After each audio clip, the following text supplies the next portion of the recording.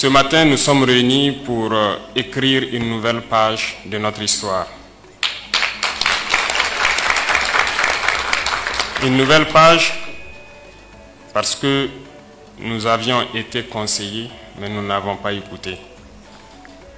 D'autres ont osé, nous ne les avons pas accompagnés et nous relançons encore la machine cette fois-ci. Nous avons donc, comme les prédécesseurs l'ont dit,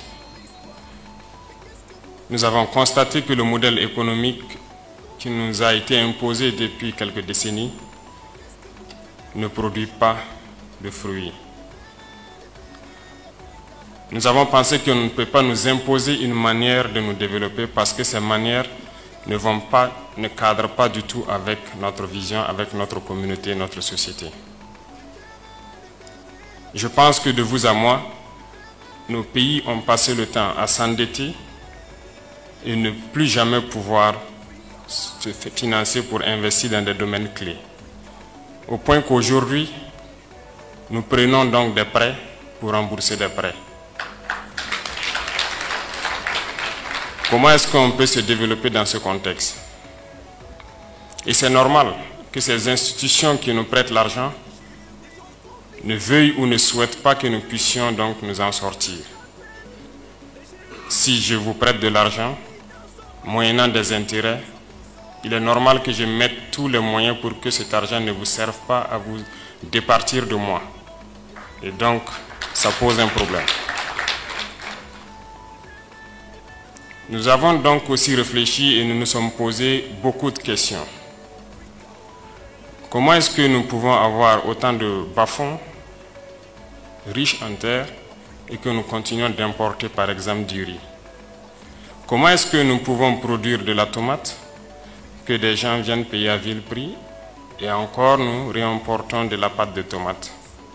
Comment est-ce que nous pouvons produire des produits tels que le soja, le sésame et beaucoup d'autres produits oléagineux? Nous les exportons, mais nous réimportons de l'huile. Ce système que nous qualifierons d'impérialiste ne fait que enrichir la petite minorité que nous appelons la bourgeoisie et appauvrir les masses populaires. Il y a donc un déséquilibre qui nous a conduit petit à petit vers ce que nous savons, le terrorisme aujourd'hui. Phénomène créé et inventé, mais qui a connu l'adhésion d'une bonne partie de Burkinabés parce que n'ayant pas le choix, le fait de la pauvreté, ils se sont engagés. Nous pensons que cette nouvelle page qui s'inscrit et qui est en train de s'écrire ce matin doit pouvoir remédier à beaucoup de problèmes que nous connaissons, que ce soit l'emploi des jeunes et même ce phénomène de terrorisme. Je disais tantôt que les dévanciers tels que le ministre de l'économie l'a cité, Joseph Kizerbo, que ce soit Cheikh Anta Diop ou Souleymane Soulama, ont tous prôné ce que nous appelons donc le développement endogène et inclusif. Mais nous n'avons pas peut-être compris le sens donc de tout ce qu'ils nous disaient. Et plus tard, le président, feu capitaine Thomas Sankara, nous avait dit d'oser inventer l'avenir. Nous n'avons peut-être pas compris le message en son temps. Il a encore ajouté, produisons ce dont nous avons besoin. Transformons cela et consommons ce que nous produisons. Nous pensons que nous avons cette capacité. Et comment y arriver? Nous n'allons pas y arriver avec un système qui nous a imposé. Il fallait donc créer, il fallait inventer. En lisant, nous avons aussi vu dans le programme politique d'un éminent homme politique qui est ici présent dans la salle, j'ai nommé le professeur Laurent Bado, qui a passé son temps à nous rappeler qu'il fallait que nous fassions du développement endogène le levier de notre socle économique. Mal compris ou je ne sais comment qualifier, nous avons décidé de mettre en pratique tout ce que nos devanciers nous avaient conseillé et que nous n'avons pas voulu peut-être écouter ou comprendre. Voilà pourquoi en février, nous avons décidé de créer l'agence pour la promotion de l'entrepreneuriat communautaire. Et cette agence, le travail que va faire l'agence doit rejoindre un travail que le ministère de la Jeunesse et de l'Emploi est en train aussi de développer. Si vous avez suivi ces derniers temps, nous avons lancé à FADA donc les bureaux qui doivent s'installer dans nos universités pour essayer de recanaliser nos étudiants vers l'emploi, la formation donc pour l'emploi. Ici, ce matin, nous sommes là donc pour lancer un appel à tous les Burkinabés, qu'ils soient sur le territoire ou de la diaspora, pour souscrire massivement à ce projet. Parce que l'avenir du Burkina, ne rêvons pas, ça ne viendra pas d'ailleurs. C'est nous qui devons l'inventer, c'est nous qui devons créer cet avenir, l'entretenir et nous approprier cela. J'invite donc tout le monde à souscrire massivement, à nous permettre de créer nos entreprises, à nous approprier nos entreprises. Et d'ailleurs, je pense que c'est à cela que nous allons mieux les entretenir. Et qui d'autre pourra travailler dans ces entreprises que nous-mêmes? Voilà pourquoi le ministère de la Jeunesse se bat aussi à orienter.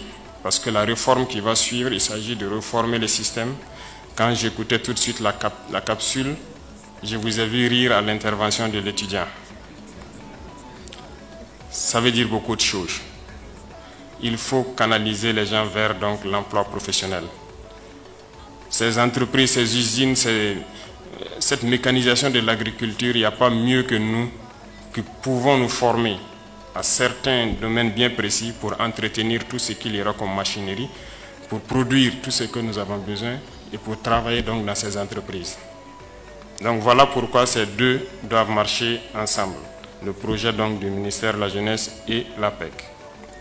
L'APEC a fait appel donc à une société coopérative qui a fait ses preuves, qui a une bonne expérience donc dans le domaine et qui, avec qui plutôt nous avons échangé pour qu'il puisse accompagner et soutenir dans un élan patriotique pour que le Burkina Faso puisse passer donc à un nouveau modèle économique. Et par-dessus tout, je pense que cette initiative, comme je le disais, est un levier pour lutter contre le terrorisme. Parce que tant que les jeunes ne seront pas employés, tant qu'ils seront désœuvrés, ils seront donc soumis à toute tentation. Tentation donc d'aller vers la facilité, de chercher d'autres solutions. Et ça peut entraîner le grand banditisme et le terrorisme que nous connaissons. Il s'agit donc pour nous de pouvoir employer le maximum de jeunes dans la production, dans la transformation et maintenant dans la commercialisation. Parce que ce n'est pas à nous d'importer ce que nous consommons, mais c'est au Burkina de pouvoir exporter.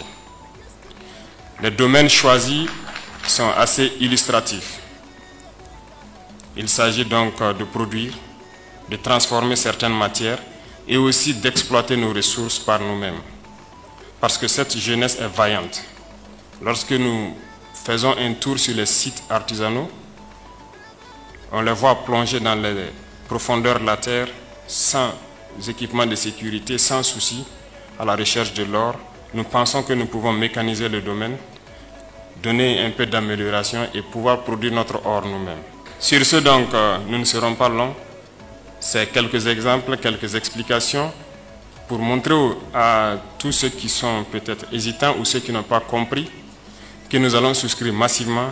Nous allons prendre en compte notre destin parce que c'est là que cette phrase a tout son sens et nous allons évoluer vers un avenir radieux.